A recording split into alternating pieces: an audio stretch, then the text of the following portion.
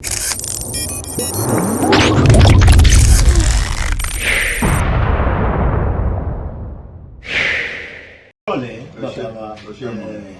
ní láti tún máa béèrè kí lorúkọ bàbá wa gbogbo ẹ tí gbogbo àgbáyé mọ̀ ní ẹ̀kọ́ fún wa ní kí ni àǹfààní tí a pé ní tàbátà dúró kí láǹfààní a lè rí níbẹ̀. nǹkan tí àwa Yorùbá sọnù tán gbà sọnù kúrò lọ́wọ́ wa jù ní gbogbo ọ̀rọ̀ Nàìjíríà ni àṣàbá àwa ṣe ń ṣèjọba àti kò sọnù pátápátá ní ayé àtijọ́ nígbà táwọn ọba wa ń ṣèjọba wa táwọn ọba bá jókòó sáàfin tó ń ṣèpàdé pẹ̀lú àwọn olóyè wọn bí ìlú ṣe máa dá nìkan làwọn ń rò kì í ṣe ọ̀rọ̀ báwọn ṣe máa dolówó tí wọ́n bá kí àwọn obìnrin tó wà lọ́jà wọ́n ṣe máa ṣòwò tí wọ́n máa jèrè bí àwọn ọkùnrin tó ń lọ sóko bí wọ́n ṣe ní farapa lóko tí òjò máa rọ̀ tó ń jẹ́ àfipọ̀ ní ìlú táwọn náà lè jèrè àwọn obìnrin tí ó jọmọdé tí wọ́n á lè lóyún kan bímọ wọ́ọ́rọ́wọ́ àwọn ọmọ kéékèèké káìsàn burúkú má wá kọlù wọn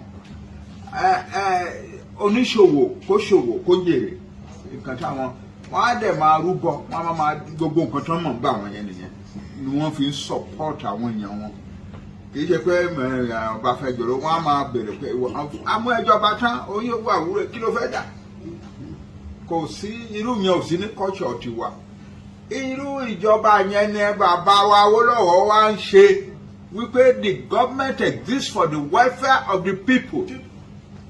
It's not socialism, it's not European anything. It's from the womb of Yoruba culture that the government exists for the welfare of the people, of the masses of the people, and the resources of the people exist for the welfare of the people. So what about I'm to talk about free education? Kì í ṣe pé I sure pé a ní gbogbo owó ẹ̀.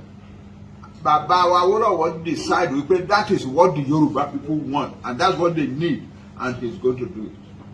So gbogbo ìgbà tí àwa ń tẹ̀lé bàbá àwa ò àmì tí bàbá ti ń sọ pé ẹ̀yẹn wá kí ni ìwọ ṣe fẹ́ kọ́lé kí ni ìwọ ò ṣe no. Ìgbà tí bàbá ń ṣe Premier Western Region nílé àwọn ní Òkè Àdó jáde sí Òkè Bọ́lá bẹ́ẹ̀ ni wọ́n ń gbé bẹ́ẹ̀ náà ń gbé wọn kò sí léyìí kò sí ẹnìkan kan tó lọ kọ́lé Premier's Lodge kan rẹpẹtẹ no.